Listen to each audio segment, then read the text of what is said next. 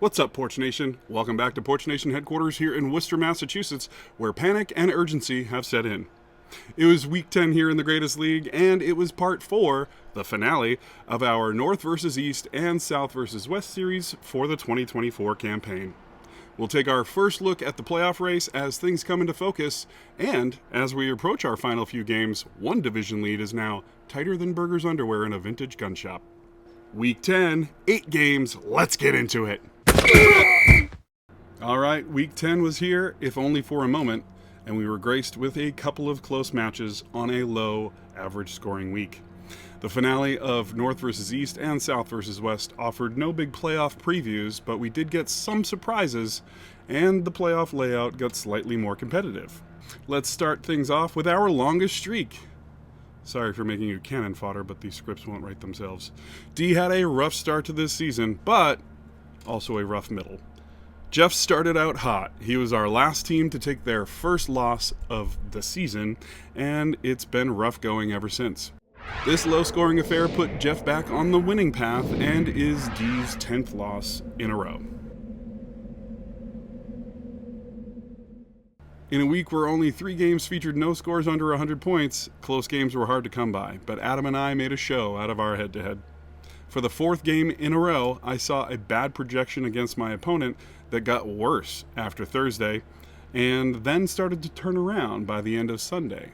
I came in on 3 come-from-behind victories in a row, and then this one, I took a small lead before Monday night just as the others.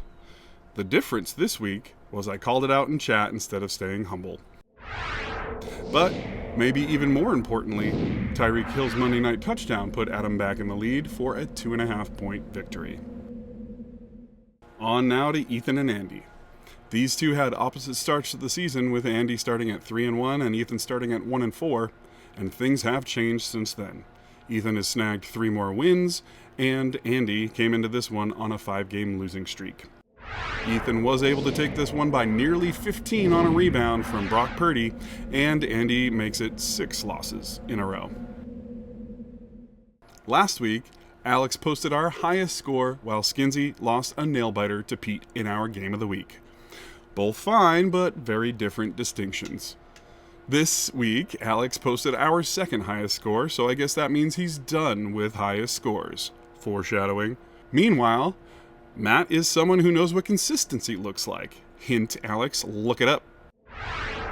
Skinner posted nearly the exact same score as he did in the previous week, a difference of 0.35 points. Speaking of high scores, let's move on now to our season's highest scorer and check out Josh Steinberg versus Ross. All of us in the West, save for Alex, have had an up and down and roundabout season, leading us to have the exact same record at the end of Week 10. Like Alex, Josh has been decimating teams with consistently high scores and only 2 losses. Steiny takes this one by about 25 points.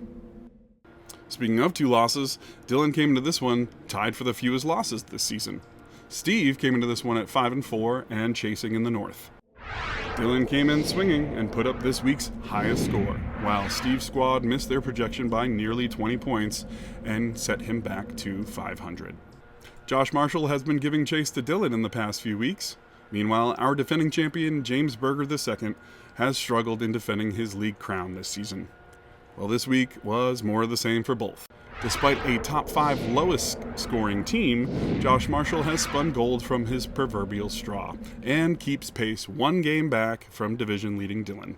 Berg's struggles could have been seen as tragic to some if we didn't all enjoy dunking on Dallas so much. And now, our Game of the Week. Joe comes into this one holding on strong to a lead in the North. Pete comes into this one having been last week's Game of the Week. It's a Game of the Week streak. As Sunday came to a close, Joe held a nearly 12-point lead, and Pete had just Jason Saunders left to kick for Miami on an 8-point projection Monday night. Well, Saunders snagged 13 points between his two 50-plus and 30-plus kicks, with 2 extra points as a bonus. Pete claws his way back to 500, and Joe's lead in the North drops to just 1 win. Now let's take our very first look at the playoff race here for our 2024 season.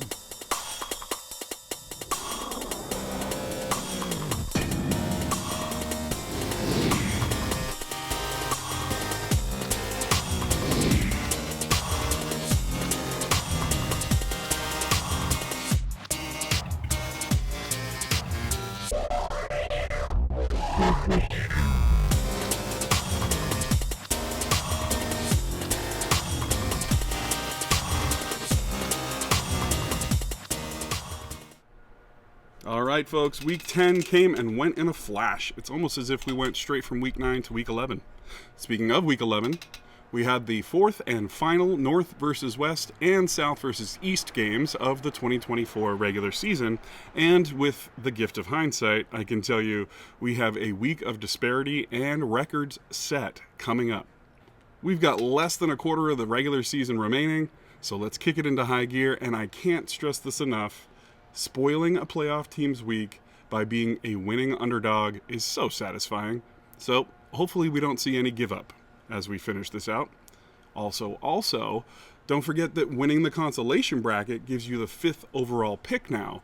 And a massive kudos to our first ever Fight for 5th winner, Josh Steinberg, for showing us exactly how that might benefit you in the following season. And until next time, keep thriving, Porch Nation. Bloop.